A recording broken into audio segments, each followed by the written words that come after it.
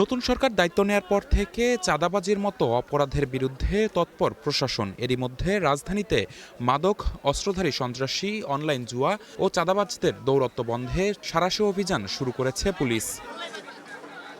রোববার DMP media সেন্টারে গণমাধ্যম কর্মীদের সঙ্গে কথা বলেন ডিএমপি কমিশনার।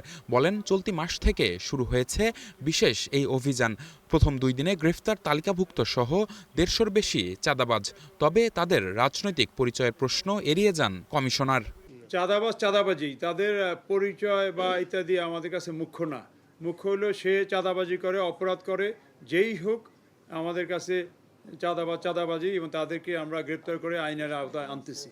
গত 48 ঘন্টায় বিভিন্ন এলাকায় অভিযান চালিয়ে 58 জন তালিকাভুক্ত চাঁদাবাজ এবং 94 জন তাদের সহযোগী চাঁদাবাজকে গ্রেপ্তার করা হয়েছে। মোহাম্মদপুর এলাকার অপরাধ নিয়ন্ত্রণে নতুন একটি থানার প্রস্তাবনা স্বরাষ্ট্র মন্ত্রণালয়ে অনুমোদন হয়েছে। এছাড়াও সন্ত্রাসী এবং চাঁদাবাজদের তালিকা নিয়মিত হালনাগাদ করা হচ্ছে বলেও জানান তিনি। ভাঙা হবে সন্ত্রাসীদের নেটওয়ার্ক। রায়ের বাজার থানা স্থাপনের প্রস্তাব অলরেডি মন্ত্রণালয় পর্যায়ে আছে।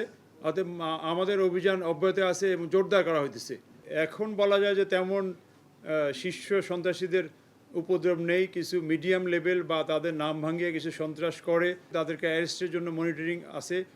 গোয়েন্দা তথ্য দিয়ে তাদেরকে অ্যারেস্টের প্রক্রিয়া চলছে। হকারদের জন্য সিটি কর্পোরেশনের নির্ধারিত জায়গা থেকে চাঁদাবাজির সুযোগ থাকবে না বলেও প্রত্যাশা করেন মহানগর পুলিশ প্রধান। তো ওখান থেকে চাঁদাবাজি করার সুযোগও নেই, তারাও চাঁদা দিবে না। তাদেরকে এমনভাবে বলা হয়েছে যে এটা তাদের অনেকটা অধিকারের মধ্যে, অতএব তাকে ওখান থেকে কেউ সরাইতে পারবে না। নিবিড় সাহা, স্টার নিউজ, ঢাকা।